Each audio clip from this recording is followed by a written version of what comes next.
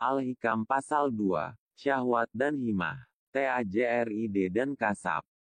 Keinginanmu untuk tajrid, sementara Allah masih menegakkan engkau di dalam asbab, merupakan syahwah yang tersamar, halus.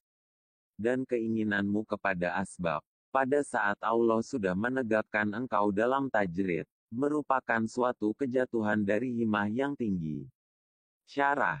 Dalam pasal ini, Ibnu Athaillah menggunakan beberapa istilah baku dalam Khazanah Sufi, yang harus dipahami terlebih dahulu agar mendapatkan pemahaman yang utuh.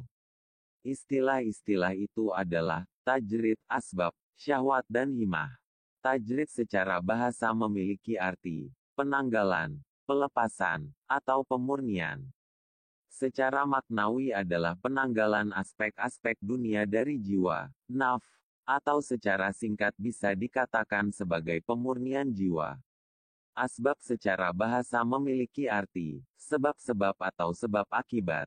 Secara maknawi adalah status jiwa, nafs, yang sedang Allah tempatkan dalam dunia sebab akibat. Semisal Iskandar Zulkarnain yang Allah tempatkan sebagai raja di dunia, mengurusi dunia sebab akibat. Syahwah atau syahwat, secara bahasa memiliki arti tatapan yang kuat atau keinginan. Secara maknawi merupakan keinginan kepada bentuk-bentuk material dan duniawi, seperti harta, makanan dan lawan jenis. Berbeda dari syahwat, hawa nafsu, disingkat, nafsu, adalah keinginan kepada bentuk-bentuk non-material, seperti ego, kesombongan, dan harga diri. Himah merupakan lawan kata dari syahwat, yang juga memiliki arti keinginan. Namun bila syahwat merupakan keinginan yang rendah, maka himah adalah keinginan yang tinggi, keinginan menuju Allah. Ada kalanya Allah menempatkan seseorang dalam dunia asbab dalam kurun tertentu misalnya, untuk mencari nafkah, mengurus keluarga, atau memimpin negara. Bila seseorang sedang Allah tempatkan dalam kondisi asbab itu, namun dia berkeinginan untuk tajrid, misalkan dengan beruzlah, maka itu dikatakan sebagai syahwat yang samar. Sebaliknya, saat Allah menempatkan seseorang dalam tajrid, namun dia justru menginginkan asbab, maka itu merupakan sebuah kejatuhan dari keinginan yang tinggi.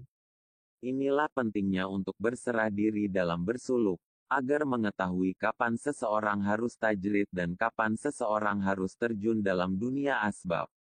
Semua kehendak seorang salik haruslah berkesesuaian dengan kehendak Allah. Sebagai seorang yang beriman, haruslah berusaha menyempurnakan imannya dengan berfikir tentang ayat-ayat Allah, dan beribadah dan harus tahu bahwa tujuan hidup itu hanya untuk beribadah, menghamba, kepada Allah, sesuai tuntunan Al-Quran.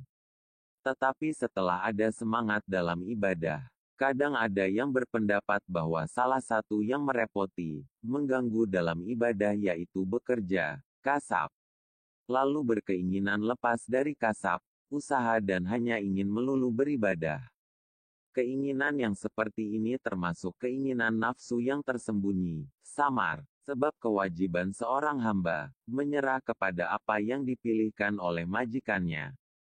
Apalagi kalau majikan itu adalah Allah yang Maha Mengetahui tentang apa yang terbaik bagi hambanya. Dan tanda-tanda bahwa Allah menempatkan dirimu dalam golongan orang yang harus berusaha, kasab, apabila terasa ringan bagimu, sehingga tidak menyebabkan lalai menjalankan suatu kewajiban dalam agamamu, juga menyebabkan engkau tidak tamak, rakus terhadap milik orang lain. Dan tanda bahwa Allah mendudukkan dirimu dalam golongan hamba yang tidak berusaha, tajrid. Apabila Tuhan memudahkan bagimu kebutuhan hidup dari jalan yang tidak tersangka, kemudian jiwamu tetap tenang ketika terjadi kekurangan, karena tetap ingat dan bersandar kepada Tuhan, dan tidak berubah dalam menunaikan kewajiban-kewajiban. Syekh Ibnu Athaillah berkata, aku datang kepada guruku Syekh Abu Abbas Al-Mursi. Aku merasa bahwa untuk sampai kepada Allah dan masuk dalam barisan para wali dengan sibuk pada ilmu lahiriah dan bergaul dengan sesama manusia, kasab, agak jauh dan tidak mungkin. Tiba-tiba sebelum aku sempat bertanya, guru bercerita, ada seorang ahli di bidang ilmu lahiriah. Ketika ia dapat merasakan sedikit dalam perjalanan ini, ia datang kepadaku sambil berkata, aku akan meninggalkan kebiasaanku untuk mengikuti perjalananmu. Aku menjawab, bukan itu yang kamu harus lakukan. Tetapi tetaplah dalam kedudukanmu. Sedang apa yang akan diberikan Allah kepadamu pasti sampai